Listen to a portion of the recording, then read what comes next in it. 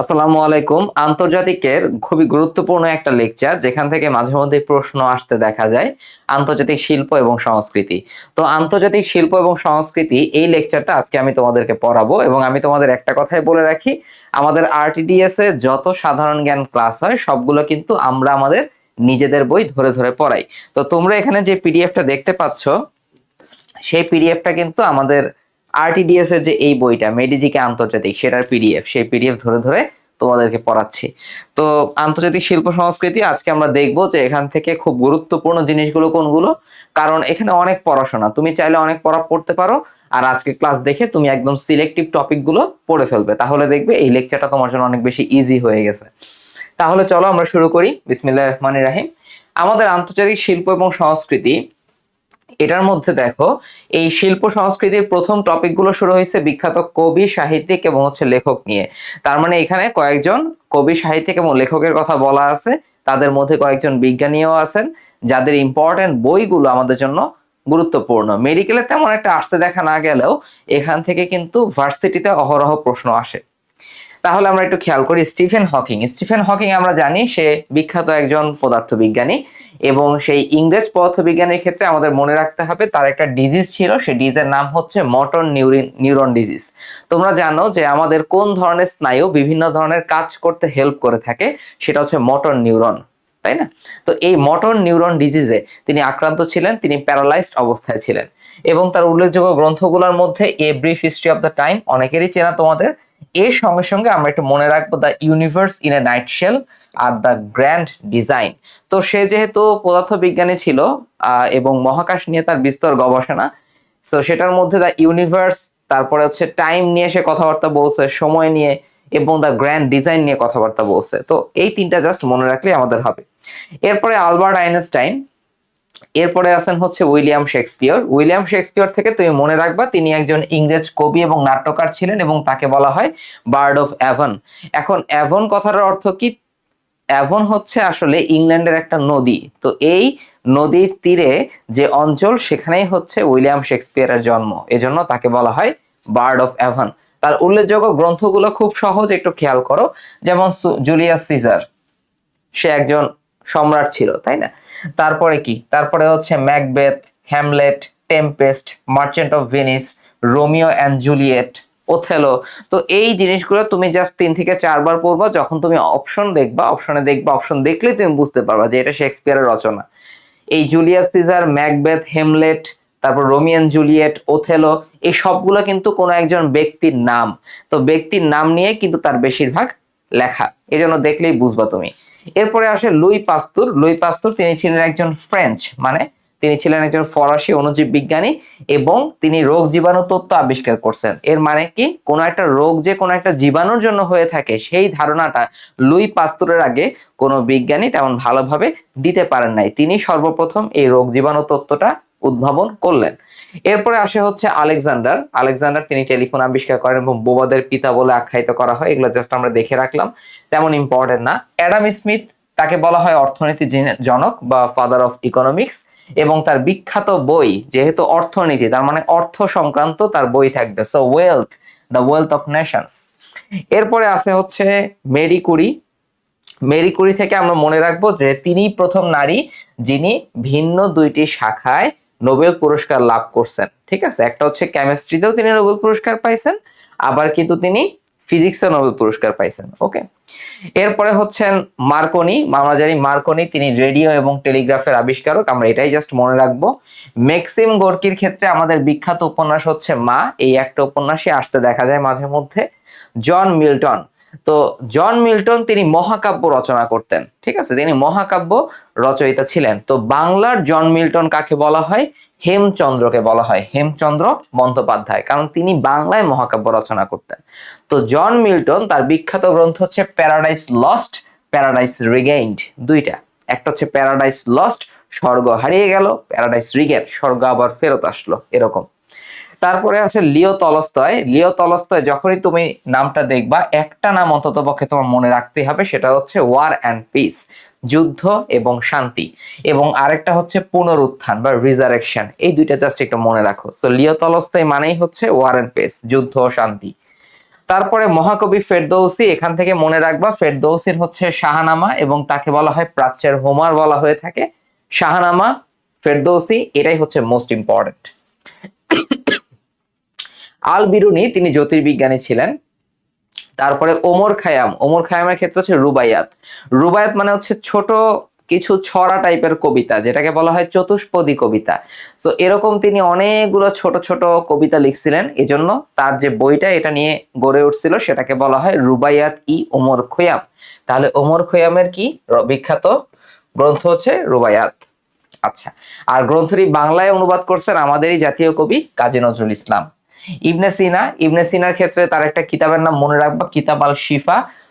তো ইবনে সিনা তিনি কিন্তু চিকিৎসা শাস্ত্র ভূমিকা রাখছেন, এবং এই শিফা কথার অর্থ মানে কি, আমরা যখন দোয়া করি, মোনাজাত করি, তখন বলি যে আল্লাহ আমাদের শিফা দান করুন, অথবা যে অসুস্থ আছে তাকে শিফা দান করুন, তার মানে সুস্থতা। সো ইবনে সিনার বইটা হচ্ছে কিতাব আল শিফা, আরেকটা আছে হচ্ছে আল কানুন। তাহলে আল শিফা আর একটা হচ্ছে আল কানুন, দুইটা হচ্ছে তার বই, খুব ইম্পর্টেন্ট। তারপরে দেখো, আমরা যেমন পড়ছিলাম লিও তলস্তয়ের ওয়ার অ্যান্ড পিস, এরকম ফিওদর দস্তয়েভস্কির একটা আছে ক্রাইম অ্যান্ড পানিশমেন্ট। ঠিক আছে, ফিওদর দস্তয়েভস্কির কোনটা, ক্রাইম অ্যান্ড পানিশমেন্ট, আর লিও তলস্তয়ের হচ্ছে যুদ্ধ ও শান্তি। নিকোলা ম্যাকাইভেলি তিনি ছিলেন আসলে তাকে বলা হয়, আমরা বলতে পারি রাষ্ট্রবিজ্ঞানী ছিলেন, বিখ্যাত একজন রাষ্ট্রবিজ্ঞানী ছিলেন। তো এই নিকোলা ম্যাকাইভেলিকে বলা হয় রেনেসার বরপুত্র।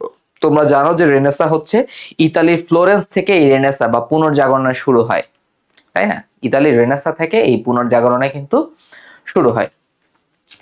আধুনিক রাষ্ট্রবিজ্ঞানের জনকও বলা হয়ে থাকে নিকোলা ম্যাকাইভেলিকে, আমরা একটু দেখে রাখলাম এটা। এরপরে কিছু বিখ্যাত বইয়ের নাম এখানে আছে, যেমন এপিজে আব্দুল কালাম, একজন খুব বিরাট একজন মোটিভেশনাল ফিগার, তাই না? একদম গরিব ঘরে জন্ম, সেখান থেকে হচ্ছে তিনি অ্যারোফিজিক্সে চলে আসেন, এবং সেখান থেকে তিনি ভারতের এক সময় রাষ্ট্রবিজ্ঞানী হন, এবং ভারতের কি পরমাণু অস্ত্র, পারমাণবিক অস্ত্র গবেষণায়ও তার ভূমিকা অপরিসীম বলা যায়। তো এপিজে আব্দুল কালাম, এপিজে আব্দুল কালাম আজাদ, তার সবকিছুই, তার বইগুলো বেশিরভাগই মোটিভেশনাল টাইপের।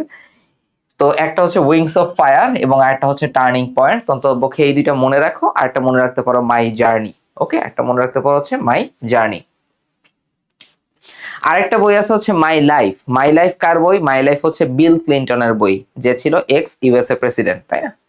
আচ্ছা, তারপরে হচ্ছে প্লেটো। প্লেটো মানেই হচ্ছে দ্য রিপাবলিক, আর এরিস্টটল হচ্ছে দ্য পলিটিক্স, দ্য পোয়েটিক্স।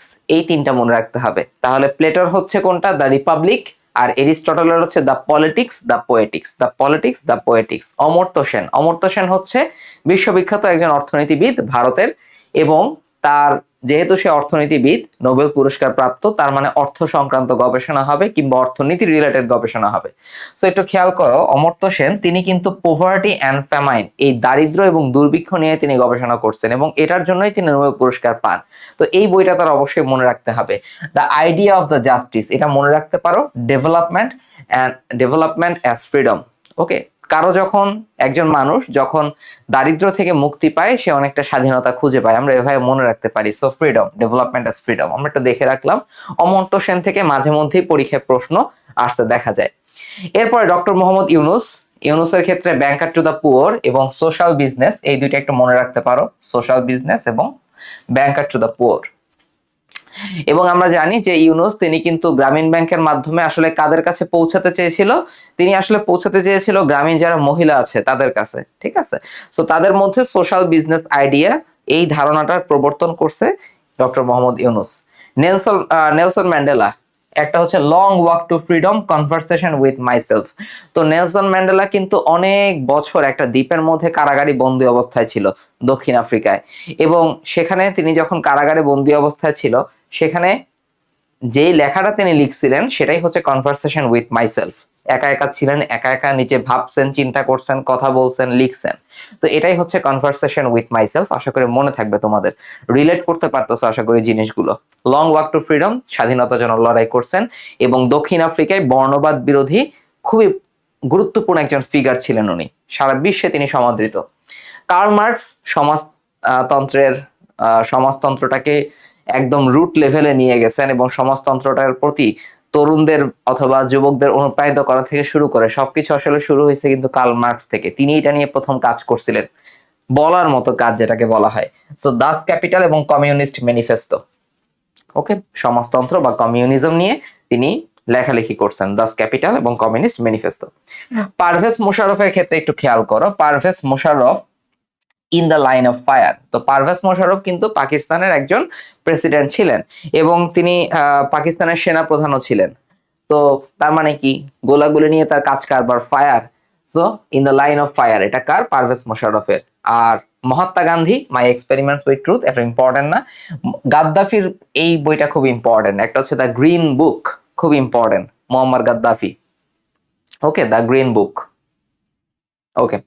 আর অরুন্ধতী রয়ের ক্ষেত্রে কোনটা? অরুন্ধতী রয় ইন্ডিয়ান একজন writer, the God of Small Things. আর হ্যারি পটার তোমরা জানো যে জেকে রাউলিং। এখন দেখো উইনস্টন চার্চিল। উইনস্টন চার্চিল হচ্ছেন একমাত্র বলা যায় একমাত্র তিনি কি ছিলেন? তিনি তো ব্রিটিশ ছিলেন এবং তিনি সাহিত্যিক না হয়েও কিন্তু সাহিত্যে নোবেল পুরস্কার পেয়েছিলেন, ঠিক আছে। So the Second World War, এটা নিয়ে হচ্ছে, এটাই তার বই এবং এটার জন্য তিনি নোবেল পুরস্কার পান। তো পরীক্ষায় এরকম প্রশ্ন আসে যে কোন ব্যক্তি সাহিত্যিক না হয়েও সাহিত্যে নোবেল পুরস্কার পান? তিনি হচ্ছেন Winston Churchill, the Second World War. বিভিন্ন স্থানের সাথে জড়িত উল্লেখযোগ্য ব্যক্তি, এখানে আসলে খুব ইম্পর্টেন্ট গুলো আমি একটু দাগাই দিই। যেমন খান জাহান আলী বাগেরহাট, তোমরা জানো। সিলেটের হযরত শাহজালাল রহমতুল্লাহ আলাইহে। সিসিলি হচ্ছে আর্কিমিডিসের জন্য ইম্পর্টেন্ট, আর্কিমিডিস। তারপর লিঙ্কনের ক্ষেত্রে গেটিসবার্গের যে ভাষণটা আছে সেই ভাষণের জন্য Abraham Lincoln important. Shilaidaha Rabindranath Tagore, Shantiniketan Rabindranath Tagore, Gautam বুদ্ধের জন্য হচ্ছে লুম্বিনী, মক্কা মদিনা হযরত মুহাম্মদ সাল্লাল্লাহু আলাইহি ওয়াসাল্লাম, বাগদাদ হচ্ছে হারুন আর রশিদ, কারবালা ইমাম হোসেন, বেবিলন হচ্ছেন আলেকজান্ডার। বেবিলনের জন্য ইম্পর্টেন্ট কে? আলেকজান্ডার, ওকে। তারপরে রামাল্লাহ, রামাল্লাহ হচ্ছে ফিলিস্তিন, ফিলিস্তিনের রামাল্লাহ ইয়াসির আরাফাতের। তারপর হচ্ছে ট্রাফালগার স্কয়ার, সম্রাট নেপোলিয়ন ট্রাফালগার। আর বেথেলহাম হচ্ছে যীশু খ্রিস্ট। মানে এই স্থানগুলোর সাথে ব্যক্তি যারা আছেন তারা খুবই উল্লেখযোগ্য। আমরা জাস্ট দেখে রাখবো এটা। এত বেশি যে ইম্পর্টেন্ট এমনও না, মাঝে মধ্যে পরীক্ষায় প্রশ্ন আসে। এর মধ্যেও তোমরা যদি ইম্পর্টেন্ট খুঁজতে চাও ট্রাফালগারটা পড়তে পারো, ফিলিস্তিনের রামাল্লাটা পড়বা। তারপরে হচ্ছে শিলাইদহটা একটু দেখে রাখবা, আব্রাহাম লিঙ্কনটা দেখে রাখবা। খান জানালে তোমরা সবাই পারবা। তো এই কয়েকটা যেগুলো দাগাই দিচ্ছি সেগুলো একটু দেখে রাখবা। আমি যেগুলো তোমার মানে এই যে ছোট্ট একটা অংশ আমাদের আরটিডিএস এর জিকে বইয়ের, এই পিডিএফটা আমি তোমাদের দিব, যে আজকের আন্তর্জাতিক শিল্প সংস্কৃতি যতটুকু পড়াবো সেই পিডিএফটা তোমাদের আমি প্রোভাইড করে দিব, সমস্যা নেই। এই দাগানোগুলো তোমরা পেয়ে যাবা। এবার আন্তর্জাতিক দিবস সমূহ তোমাদের পড়তে একটু সমস্যা হয়, এজন্য আমি একটু কুইকলি রিক্যাপ করে দিব। যেমন দেখো, মনে রাখবা কিভাবে, বিশ্ব বেতার দিবস। তো যেহেতু আছে তার মানে 13, ততে 13ই ফেব্রুয়ারি।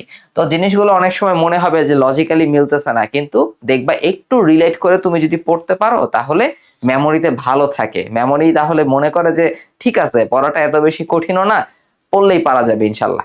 তো এরকম। তো বিশ্ব বেতার দিবস, যেহেতু আছে মাঝখানে, 13ই ফেব্রুয়ারি।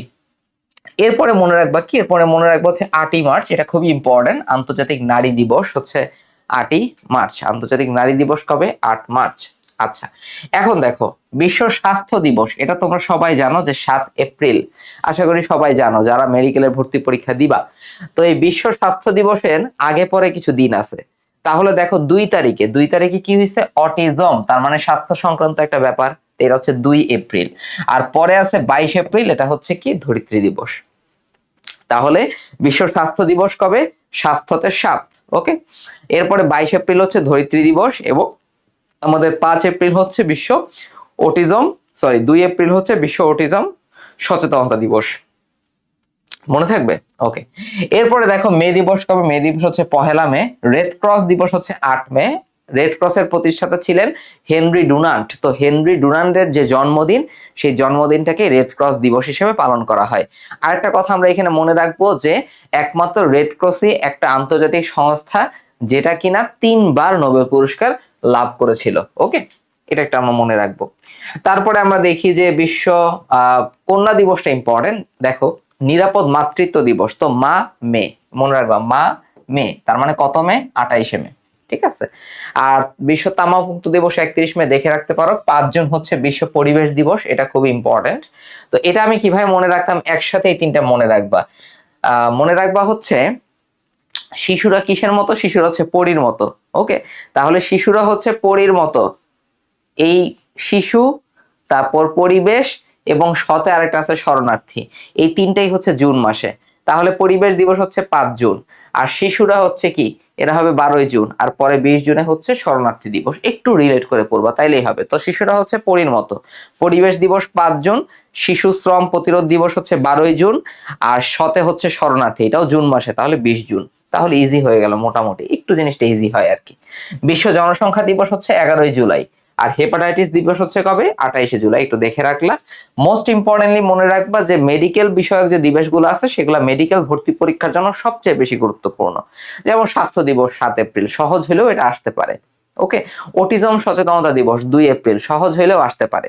ধরিত্রী দিবস কবে, 22 এপ্রিল। এবার একটু পড়বা, তাহলে দেখবা মনে থাকতেছে। ওকে, তারপরে হেপাটাইটিস দিবস কবে, এটা হচ্ছে 28 জুলাই, আমরা এখানে দেখলাম।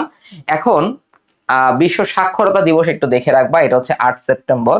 এবার আসলো ডায়াবেটিস দিবস। তো আমরা কি বলি, ডায়াবেটিসকে হচ্ছে আমরা এভাবে মনে রাখবো যে ডায়াবেটিসকে না বলুন। তো ডায়াবেটিসকে না বলার মতো তো কিছু নাই, যদি আমরা নিজেদের ডায়েট ঠিক রাখতে পারি, লাইফস্টাইল ঠিক রাখতে পারি, তাহলে বলা যায় ডায়াবেটিস থেকে আমরা কিছুটা দূরে থাকতে পারি।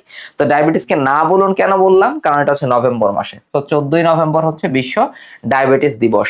এবং যখন কোন একটা দিবস পরীক্ষায় আসে তখন বেশিরভাগ ক্ষেত্রে দেখা যায় যে অন্যান্য অপশনগুলো অন্য মাস দিয়েই দেয়। যেমন যদি পরীক্ষায় আসে বিশ্ব ডায়াবেটিস দিবস কবে, দেখবে একটা তারিখ দিচ্ছে নভেম্বর থেকে, একটা অক্টোবর, সেপ্টেম্বর, জানুয়ারি এরকম দিয়ে দিছে। সচরাচর দেখা যায় না যে নভেম্বর মাস থেকে তোমার 1, 2, 3, 14 এরকম তারিখ দিয়ে দিবে। তো তোমার জন্য এটা একটা গুড অপরচুনিটি, তুমি যদি একটু মনে রাখতে পারো রিলেট করে, তাহলে দেখবা অপশন দেখলে অনেক কিছু মনে আসতেছে আমাদের। বিশ্ব এইডস দিবস হচ্ছে 1 ডিসেম্বর।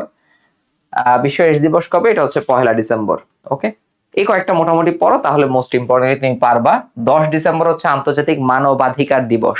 তো মানবাধিকারের মধ্যে কারা আছে, মানুষ আছে। মানুষদের কি করতে হবে, দুর্নীতি থেকে দূরে থাকতে হবে।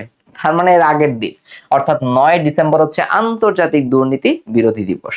ক্লিয়ার? তাহলে এইভাবে দিবসগুলো তুমি একটু দেখে ফেলবা, যেগুলো মোস্ট ইম্পর্টেন্ট সেগুলো আমি দাগাই দিছি। এরপর আসা হচ্ছে বিশ্বের বিখ্যাত জাদুঘর। যেমন বিশ্বের প্রথম জাদুঘর প্রতিষ্ঠিত হয় কোথায়, মিশরের আলেকজান্দ্রিয়াতে। আর এশিয়ার প্রথম জাতিতাত্ত্বিক জাদুঘর কোথায়, সেটা হচ্ছে আমাদের জাপানের টোকিওতে।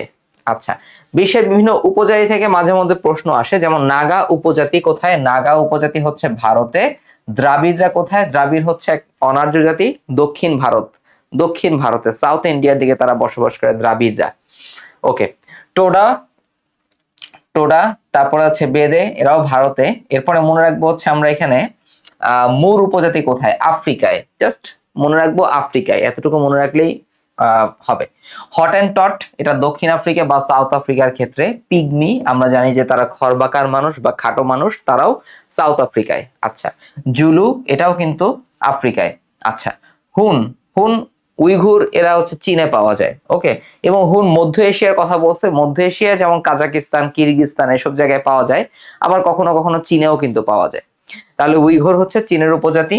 মাওরি, তারা নিউজিল্যান্ডের অধিবাসী। নিগ্রো তো বুঝতেই পারতেছো, তারা আফ্রিকান অধিবাসী। আর কুর্দি কারা আছেন, কুর্দি সংক্রান্ত ব্যাপার নিয়ে মাঝে মধ্যেই দেখা যায় যে আরব বিশ্বে ঝামেলা, যে ইরান, ইরাক এবং সিরিয়ায় কিন্তু কুর্দি জনগোষ্ঠী আছে এবং তারা চায় নতুন একটা দেশ নিজেদের মতো করে হচ্ছে গঠন করতে। তাহলে ইরান, ইরাক এবং তুরস্কে হচ্ছে কুর্দিরা থাকে। আফ্রিদি কোথায়, শহীদ আফ্রিদি, তার মানে হচ্ছে পাকিস্তানে। এই কয়েকজন হচ্ছে খুব ইম্পর্টেন্ট। সো বেশিরভাগ দেখবে আফ্রিকা থেকেই, যেমন মুর, হটেনটট, পিগমি, জুলু, এগুলো খুব বেশি পরীক্ষায় আসে। মাওরি পরীক্ষায় আসে দেখা যায় নিউজিল্যান্ডের। আফ্রিদি, এটাও কিন্তু একবার পরীক্ষায় আসছে। কুর্দি পরীক্ষায় আসছে। সো এই চারটা খুব ইম্পর্টেন্ট, উপজাতিটা খুব ভালো করে একটু পড়াশোনা করবা তোমরা। তারপরে দেখি আমরা, যেমন তাতার, তাতাররা থাকে হচ্ছে সাইবেরিয়া এবং চেচনিয়া, এতটুকু মনে রাখতে পারলে যথেষ্ট। মঙ্গোলিয়ান যারা আছে তারা চীন, জাপান, মঙ্গোলিয়ায় হবে, আমরা এমনিতেই বুঝতে পারতেছি এটা। এবং রেড ইন্ডিয়া, একটু কনফিউজিং মনে হতে পারে অনেকের, আমি জানি বেশিরভাগই পারবা। রেড ইন্ডিয়ান যারা আছে নামে মনে হয় ইন্ডিয়ান, কিন্তু তারা আসলে হচ্ছে কোথায় থাকে, যুক্তরাষ্ট্রে। তারা আসলে কোথায় থাকে, তারা থাকে হচ্ছে যুক্তরাষ্ট্রে। ওকে, হুম, ঠিক আছে। ওকে ফাইন, তারপরে হচ্ছে বিশ্বের ইতিহাসে প্রথম নারী, আমরা এখান থেকে কিছু জিনিস দেখব। যেমন যেমন আমরা দেখি, যেমন এখানে খুব ইম্পর্টেন্ট কোনটা, বিশ্বের প্রথম নারী প্রধানমন্ত্রী শ্রীমাহ বন্দরনায়ক। আর যদি বলা হয় মুসলিম নারী প্রধানমন্ত্রীকে, পাকিস্তানের বেনজির ভুট্টো। তাহলে প্রধানমন্ত্রী আলাদা, প্রেসিডেন্ট কিন্তু আলাদা। যদি বলে প্রধানমন্ত্রী বন্দরনায়ক আর হচ্ছে বেনজির ভুট্টো, দুইটা মনে রাখলাম আমরা। আর যদি আসে এরকম যে নারী প্রেসিডেন্টকে, প্রথম নারী প্রেসিডেন্ট হচ্ছে ইসাবেলা পেরেন, সে হচ্ছে বিশ্বের প্রথম নারী প্রেসিডেন্ট। যদি বলে প্রথম মুসলিম নারী প্রেসিডেন্টকে, তখন কি হবে? তখন হবে হচ্ছে ইন্দোনেশিয়ার মেঘবতী সুকর্ণপুত্রী। মুসলিম বিশ্বের প্রথম নারী প্রেসিডেন্ট ইন্দোনেশিয়ার মেঘবতী সুকর্ণপুত্রী, মহাকাশগামী নারী। রাশিয়ার ভ্যালেন্টিনা তেরাস্কোভা। একদম ছোট সময় আমরা এগুলো পড়তাম অনেক। শান্তিতে নোবেল পুরস্কার বিজয়ী প্রথম মুসলিম নারীকে? শিরিন এবাদি। জাতিসংঘের সাধারণ পরিষদের প্রথম নারী সভাপতিকে? বিজয় লক্ষ্মী পণ্ডিত। ওকে, এগুলো একটু দেখে রাখতে হবে, আর তেমন কিছু আমাদের দরকার নাই। তারপর হচ্ছে প্রথম জাতীয় সংসদ নির্বাচনে কারা অংশগ্রহণ করে? সুইডেনের নারীরা প্রথম অংশগ্রহণ করে থাকে। এতটুকু দেখলে মোটামুটি হয়ে যাবে।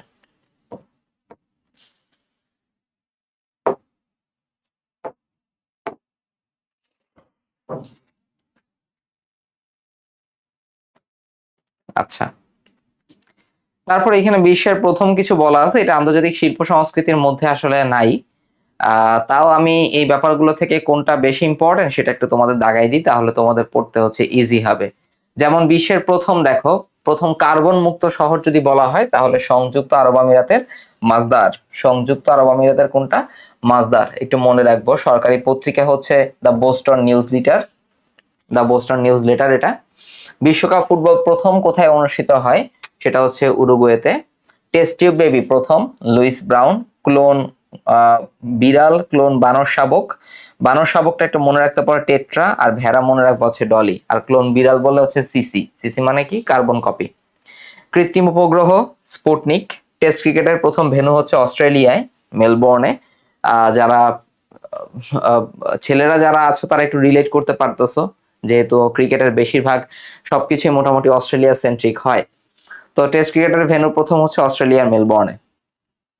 কৃত্রিম উপগ্রহ প্রথম কোনটা? স্পুটনিক, যেটা রাশিয়া পাঠাইছিল। ওকে, তারপরে হচ্ছে ডাক টিকিটের নাম কোনটা? ইংল্যান্ডের পেনি ব্ল্যাক। একটু দেখে রাখলাম আমরা। বিশ্বের প্রথম ব্যক্তিবর্গের মধ্যে মোস্ট ইম্পর্টেন্টলি আমরা মনে রাখবো যে বাংলাদেশে আগমনকারী যুক্তরাষ্ট্রের প্রেসিডেন্ট হচ্ছেন বিল ক্লিনটন, এবং তার যে আত্মজীবনী সেটার নাম ছিল মাই লাইফ। ওকে, সেটা আত্মজীবনীর নাম কি ছিল? My life. তারপরে জাতিসংঘের প্রথম মহাসচিবকে? Norway trick valley. আরেকটা জিনিস এখানে মনে রাখবা যে কোন মহাসচিব সর্বপ্রথম বাংলাদেশে আগমন করে? কোন জাতিসংঘের মহাসচিব সর্বপ্রথম বাংলাদেশে আগমন করে? কুট ওয়ার্ল্ড হেইম। তো ওয়ার্ল্ড দিয়ে আমরা মনে রাখবো কিরকম, যে এই মহাসচিব মনে হয় সারা বিশ্বে ঘুরে বেড়াইছে। তো এইভাবে আমরা একটু মনে রাখতে পারি। কুট ওয়ার্ল্ড হেইম, তিনি জাতিসংঘের প্রথম মহাসচিব যিনি বাংলাদেশে ভিজিট করছিলেন। ওকে, তারপর পাকিস্তানের প্রথম প্রেসিডেন্ট হচ্ছেন ইস্কান্দার মির্জা, আমরা জানি। ভারতে আগমনকারী প্রথম চীনা পরিব্রাজক হচ্ছেন ফাহিয়েন। ফাহিয়েন এবং ফাহিয়ান কিন্তু গুপ্ত যুগে তিনি ভারতে আসেন। ঠিক আছে, গুপ্ত যুগে। আমরা জানি ভারতের শাসনামলের মধ্যে মৌর্য যুগ আছে, গুপ্ত যুগ আছে। তো ফাহিয়ান আসছিলেন কোন যুগের সময়ে? গুপ্ত যুগের সময়। এরপরে বিভিন্ন শাস্ত্র এবং তত্ত্বের জনক, এখান থেকে কোনোটাই বাদ দিও না। ঠিক আছে, আমি বলবো যে এই চারটা থেকে, যেহেতু মেডিকেল ভর্তি পরীক্ষায় একদম রিসেন্টলি, হয়তো বা গত বছরের আগের বছরই তো শাস্ত্র থেকে একটা প্রশ্ন আসছিল। ঠিক আছে, তো যখন কোন একটা টপিক থেকে প্রশ্ন চলে আসে সেই টপিকটা আমাদের জন্য অটোমেটিক্যালি গুরুত্বপূর্ণ হয়ে যায়। এজন্য এই যে চারটা আছে এই চারটা বাদ দিও না কেউ। এই চারটা হচ্ছে একটু পড়ে ফেলো। ঠিক আছে, অল্প কয়েকজন মানুষের নাম দেয়া আছে বিভিন্ন শাস্ত্র এবং তত্ত্বের জনক। এটা নিজেদের মতো করে একটু পড়ে ফেলতে হবে। 5-6 বার তুমি পড়বা। 5-6 বার পড়ার পরে পরে কি করবা? তুমি এই পাশটা ঢেকে ঢেকে নিজে নিজে অ্যান্সার করার চেষ্টা করবা, তাহলে অ্যাক্টিভ রিকল হবে। দেখবা তোমার জিনিসগুলো মনে থাকতেছে।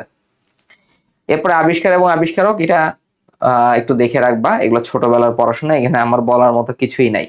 বিভিন্ন শাস্ত্র এবং তত্ত্বের জনক, একই কথা। এই জিনিসগুলো কিন্তু ওইখানেও ছিল, ওইখানেও আছে। ঠিক আছে, এখানে আবার একটু রিপিট হয়েছে। বিখ্যাত চিত্রশিল্পী লিওনার্দো দা ভিঞ্চি থেকে আমরা একটু পড়বো যে তিনি ইতালির ছিলেন, এবং আমরা জানি যে রেনেসার কথা সেটা ইতালির ফ্লোরেন্স থেকেই কিন্তু শুরু হয়েছিল, এবং সেই রেনেসার একদম শুরুর দিকের মানুষ ছিলেন কিন্তু আমাদের Leonardo da Vinci. So Leonardo da ভিঞ্চির উল্লেখযোগ্য চিত্রকর্মগুলো আমরা তো একটা জানি সবাই, মোনালিসা। মোনালিসা কে আঁকছে? লিওনার্দো দা ভিঞ্চি, তিনি আঁকছে। এছাড়াও আরো কয়েকটা জিনিস আমরা একটু মনে রাখতে পারি। যেমন দেখো, যেমন দেখো, একটা হচ্ছে দ্য লাস্ট সাপার। সাপার মানে কি? সাপার মানে হচ্ছে ডিনার, তাই না? সাপার মানে হচ্ছে ডিনার। তো এই ডিনারটা তুমি কার সাথে করছো? একজন লেডির সাথে করছো, লেডি উইথ অ্যান আরমাইন। আচ্ছা, তারপরে দেখো সেন্ট জন দ্য ব্যাপিস্ট, একটু মনে রাখতে হবে এটা। আর the Madonna of the correction, the Madonna of the correction, এই কয়েকটা যদি মনে রাখতে পারো তাহলে এনাফ। মোনালিসা, ম্যাডোনা, মতে মোনালিসা, মতে ম্যাডোনা।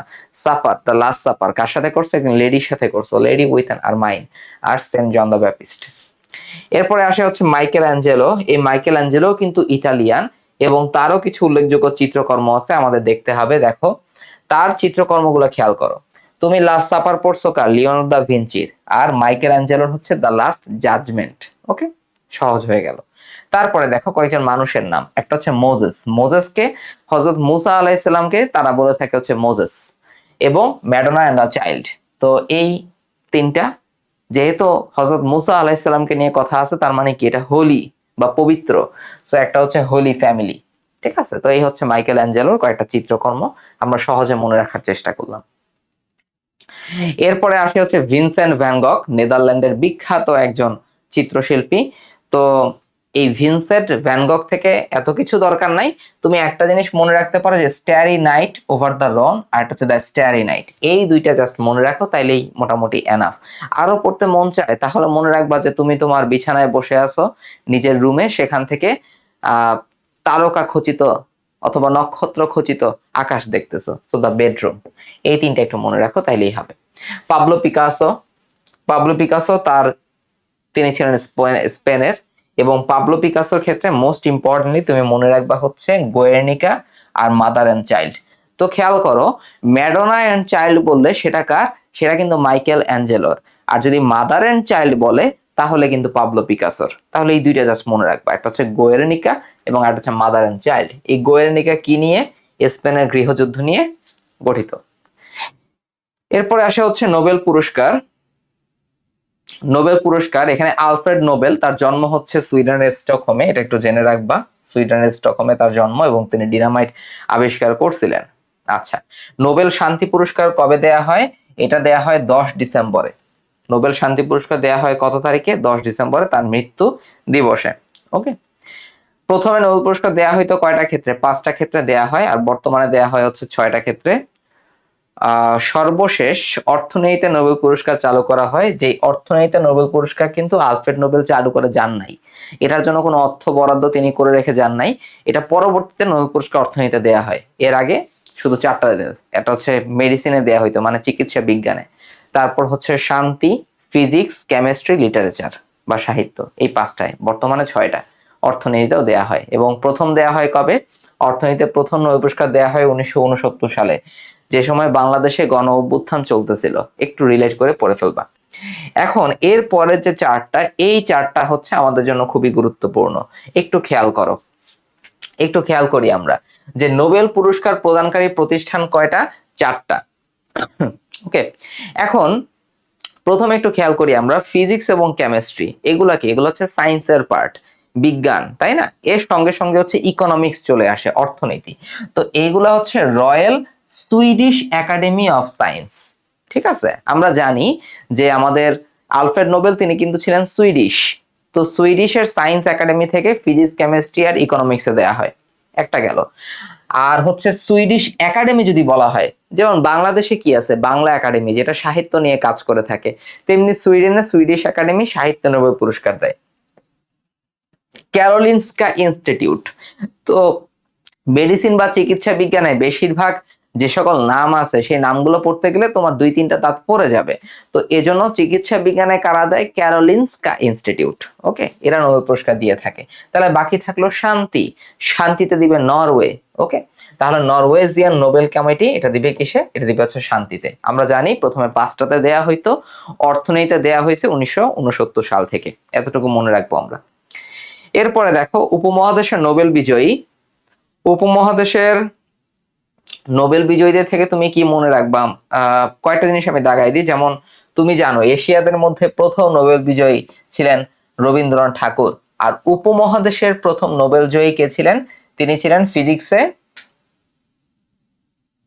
নোবেলজয়ী বিজ্ঞানী কে ছিলেন? যদি বলা হয় নোবেলজয়ী বিজ্ঞানীকে প্রথম উপমহাদেশের, তাহলে হচ্ছে সিভি রমন, ফিজিক্সের তিনি পাইছিলেন আর কি। আচ্ছা, তারপর জেনেটিক কোড কে আবিষ্কার করেন? হরগোবিন্দ খোরানা। এটা তোমাদের আবুল হাসান স্যারের বইয়ের মধ্যেও কিন্তু আছে যে জেনেটিক কোড কে আবিষ্কার করছেন, হরগোবিন্দ খোরানা। ওকে, তারপর আব্দুস সালাম, তার জাতীয়তা কি? তিনি ছিলেন পাকিস্তানের একজন পদার্থবিজ্ঞানী, একটু জেনে রাখবো। অমর্ত্য সেন, তিনি কি নিয়ে গবেষণা করছিলেন? দারিদ্র এবং দুর্ভিক্ষ নিয়ে। আমরা এটা পড়ছিলাম যে দারিদ্র এবং দুর্ভিক্ষ অথবা পোভার্টি অ্যান্ড ফ্যামাইন, এই বইয়ের লেখক কিন্তু আমাদের Amartya Sen. Idea of the justice একটা ছিল, যার দারিদ্র থেকে মুক্তি পাইলেই স্বাধীনতা। তার মানে কি? এটা হচ্ছে the freedom, development as freedom, তাই না? তো এই তিনটা বই ছিল অমর্ত্য সেন, আমরা একটু আগে দেখে আসছিলাম। তারপর ক্ষুদ্র ঋণের প্রবক্তাকে? ডক্টর মোহাম্মদ ইউনুস। এটা আমরা আগে দেখছিলাম, দ্য সোশ্যাল বিজনেস নামে একটা বই ছিল, আর ব্যাংকার টু দ্য পুয়ার, এই দুইটা বই ছিল তার। ব্যতিক্রমী বিষয়গুলো একটু খেয়াল করো। রাজনীতিবিদ হয়েও সাহিত্যে নোবেল পুরস্কার পেয়ে কে পাইছেন? আমরা পড়ছিলাম the Winston Churchill, the Second World War, সেটা ছিল তার বইয়ের নাম। দার্শনিক হয়েও কে নোবেল পুরস্কার পান? Bertrand Russell. আচ্ছা, বিজ্ঞানী হয়েও শান্তিতে কে নোবেল পান? Linus Pauling. বিজ্ঞানী হয়েও তিনি কিসে নোবেল পাইছেন? শান্তিতে তিনি নোবেল পাইছেন। আচ্ছা, আর গায়ক হয়েও কে সাহিত্য নোবেল পান? Bob Dylan. এই চারটা জিনিস আমাদের মনে রাখতে হবে এখান থেকে। তারপরে দেখো, আর্থিক প্রতিষ্ঠান হয়েও কে শান্তিতে নোবেল পায়? গ্রামীণ ব্যাংক। তাহলে দেখো, জিনিসগুলো হচ্ছে ভালো মতো প্রেজেন্ট করা হয়েছে যাতে তোমাদের পড়তে একটু সুবিধা হয়। এভাবেই আমাদের সাধারণ জ্ঞানের বইটা আমরা সাজাইছি। কারণ বাজারে সবগুলো সাধারণ জ্ঞানের বই দেখা যায় হচ্ছে অনেক কিছু লেখা থাকে, কারণ তাদের মেইন টার্গেট আসলে ভার্সিটি বাদ দিয়েও জব পরীক্ষার জন্য তারা লেখে। তো তো আমাদের আরটিডিএস এর সাধারণ জ্ঞান বইটা স্পেসিফিক্যালি একদম মেডিকেলে তোমরা যারা পরীক্ষা দিবা তাদের জন্য কিন্তু প্রিপেয়ার করা হয়েছে। বুঝতে পারছো? সো এবং এই বইটার মধ্যে এরকম ভাবে থিওরি তো সবকিছু দেয়াই আছে, এর সঙ্গে সঙ্গে কিন্তু তোমার কি করা হয়েছে?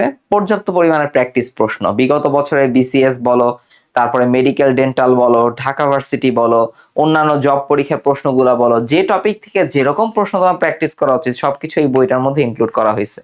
তো একটা ব্যাপার একটু জানাই রাখি তোমাদের অনেকেরই আগ্রহ জানার জন্য, সেটা হচ্ছে আমাদের আরটিডিএস এর কিন্তু যে ফুল সেট ম্যাটেরিয়ালস, তো এখানে টোটাল 16টা বই আছে, এবং এই 16টা বই আমরা আগে শুধুমাত্র আমাদের কোর্সে যারা যুক্ত ছিল তাদের জন্য ওপেন রাখছিলাম, যে তারাই শুধুমাত্র অর্ডার করতে পারবে। কিন্তু এখন আমরা মানে তোমাদের যেহেতু অনেক আগ্রহ, এই জন্য আমরা কি করছি, আমরা এই ফুল সেট ম্যাটেরিয়ালসটা সবার জন্য উন্মুক্ত করে দিছি। অর্থাৎ তুমি যদি আমাদের আরটিডিএস এর কোনো কোর্সে নাও থাকো, তাহলেও তুমি আমাদের কাছ থেকে আমাদের এই ফুল সেট ম্যাটেরিয়ালসটা অর্ডার করতে পারবে, যেটার মধ্যে থাকতেছে আরটিডিএস জিকে আন্তর্জাতিক, এটা যেমন দেখাইলাম। তারপরে দেখো, এটা হচ্ছে আমাদের মেডিজিকে বাংলাদেশের বই। তাছাড়া জিকে ইংলিশের জন্য আলাদা একটা মডেল টেস্টের বই আছে। তো এরকম 16টার মধ্যে প্র্যাকটিস বই থেকে শুরু করে অফলাইন মডেল টেস্ট বই সবগুলাই আছে। তো এই বই সম্পর্কে যাদের আগ্রহ আছে তারা একটা কাজ করবে, সেটা হচ্ছে আরটিডিএস পেজে তুমি মেসেজ দিতে পারো, অথবা তুমি রোড টু ডিএমসি আরটিডি এই পেজে তুমি মেসেজ দিতে পারো, রোড টু ডিএমসি আরটিডি এই পেজে, অথবা একটা হোয়াটসঅ্যাপ নাম্বার আমি দিয়ে দিই 01724925752, এই হোয়াটসঅ্যাপ নাম্বারে তুমি কন্ট্যাক্ট করতে পারো 01724925752। ওকে, তাছাড়া আমাদের সেকেন্ড টাইমারদের গুচ্ছ পরবর্তী নতুন যে ব্যাচটা সেটা এখন রানিং অবস্থায় আছে, এটাতে জয়েন করতে হলো তুমি এখানে তুমি মেসেজ দিতে পারো। আর 27 ব্যাচের জন্য কিন্তু প্রি মেডিকেল ব্যাচ আমাদের ওপেন আছে, আর 26-এর জন্য তো 26-এ তো সামনে পরে এখন তো পরীক্ষায় চলতেছে, তো যাই হোক ওর জন্য ব্যাচ আসবে পরে। তো এই হচ্ছে আমাদের কথাবার্তা, আমাদের আর অল্প কিছুক্ষণ বাকি, আমরা জাস্ট চট করে রিভিশনটা দিয়ে ফেলি। চলো তাহলে, বাঙালি নোবেল বিজ্ঞানী আমরা এখানে দেখলাম, এখানে তেমন কিছু নাই। প্রথম বাঙালি হিসেবে নোবেল পুরস্কার পাইছেন রবীন্দ্রনাথ ঠাকুর। এই জিনিসগুলো তোমরা আগে অলরেডি পড়ে ফেলছো, এগুলো একবার জাস্ট রিডিং দিবা, ঠিক আছে? একবার জাস্ট রিডিং দিবা তাইলেই হবে। তারপরে দেখো, ইতিহাসে নোবেল এবং অস্কার বিজয়ী দুই ব্যক্তিত্ব হচ্ছেন বব ডিলান এবং জর্জ বার্নার্ড শ। এই দুইজন নোবেলও পাইছেন, অস্কারও পাইছেন। আচ্ছা, পুলিৎজারটা কোত্থেকে আসে? পুলিৎজার মনে রাখতে হবে যে এটা আসলে যুক্তরাষ্ট্রের কলম্বিয়া ভার্সিটি এই পুলিৎজার পুরস্কারটা প্রদান করে থাকেন। আচ্ছা, সাংবাদিকতার জন্য এটা খুব বেশি গুরুত্বপূর্ণ, সাহিত্যেও দেয়া হয়। আচ্ছা, মার্কিন প্রেসিডেন্ট জন এফ কেনেডিকে সাহিত্য অবদানের জন্য প্রদান করা হয় পুলিৎজার পুরস্কার, আমরা একটু এটা খেয়াল রাখতে পারি। তাহলে এখান থেকে এটা পড়বো, সাংবাদিকতার কথাটা মাথায় রাখবো। আর মার্কিন কোন প্রেসিডেন্ট পাইছেন? John F Kennedy. আর বুকার পুরস্কার, এটা সাহিত্যের একটা পুরস্কার, এটা দেয় হচ্ছে ব্রিটেন থেকে। ওকে, ব্রিটেনের একটা সাহিত্য পুরস্কার। Okay fine. সংবাদ সংস্থা এগুলো নিয়ে আমি আলাদা ভিডিও আমার আছে, এগুলো সবকিছু নিয়ে আলাদা ভিডিও আছে, সমস্যা নাই। তাহলে আন্তর্জাতিক শিল্প সাহিত্য মোটামুটি আমাদের এতটুকুই, ঠিক আছে? মোটামুটি আমাদের এতটুকুই থাকবে। খেলাধুলা নিয়ে ছোট্ট একটা ভিডিও আমি পরবর্তীতে বানাই নিব। এখন মোস্ট ইম্পর্টেন্টলি যেহেতু ফুটবল বিশ্বকাপ, তার মানে এটা আমাদের একটু ট্রেন্ডিং টপিক, এটা নিয়ে আমি আলাদা একটা ভিডিও বানানোর চেষ্টা করব। যদি ইন্টারেস্টেড থাকো তাহলে আমাকে একটু কমেন্ট সেকশনে জানাও, আমি এটা নিয়ে ভিডিও বানাবো। আচ্ছা, এগুলো হচ্ছে আরো কিছু গুরুত্বপূর্ণ তথ্যের মধ্যে চলে আসে। আর হচ্ছে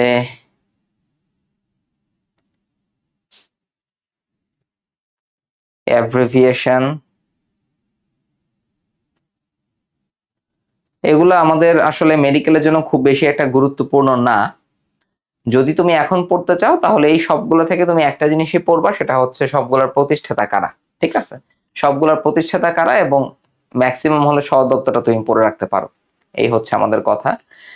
আর গ্রহ নক্ষত্র থেকে একবার পড়লেই তুমি পারবা। এখানে আসলে এত কম ইনফরমেশন দেয়া আছে, একদম বাছাই করা ইনফরমেশনই আমরা বইয়ের মধ্যে রাখছি।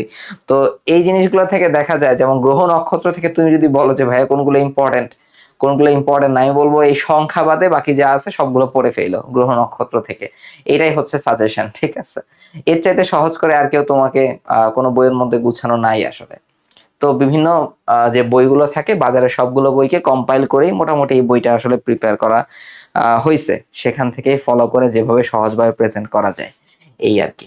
তো শিল্প সংস্কৃতির যে পার্টগুলো ছিল সেগুলো আমরা দেখে ফেললাম। ওকে, তাহলে আজকে এই পর্যন্তই। আন্তর্জাতিকের প্লেলিস্ট মোটামুটি আমাদের কমপ্লিট আছে। আরো কয়েকটা ভিডিও আমি দেওয়ার চেষ্টা করব। তাহলে দেখা যাবে যে এই প্লেলিস্টটা দেখে তুমি আন্তর্জাতিকের অনেকগুলো পার্ট, আশা করি যে কয়টা ভিডিও আছে সেগুলোই তোমাদের জন্য মোস্ট ইম্পর্টেন্ট, এখান থেকে আন্তর্জাতিক পরীক্ষায় প্রশ্ন আসবে।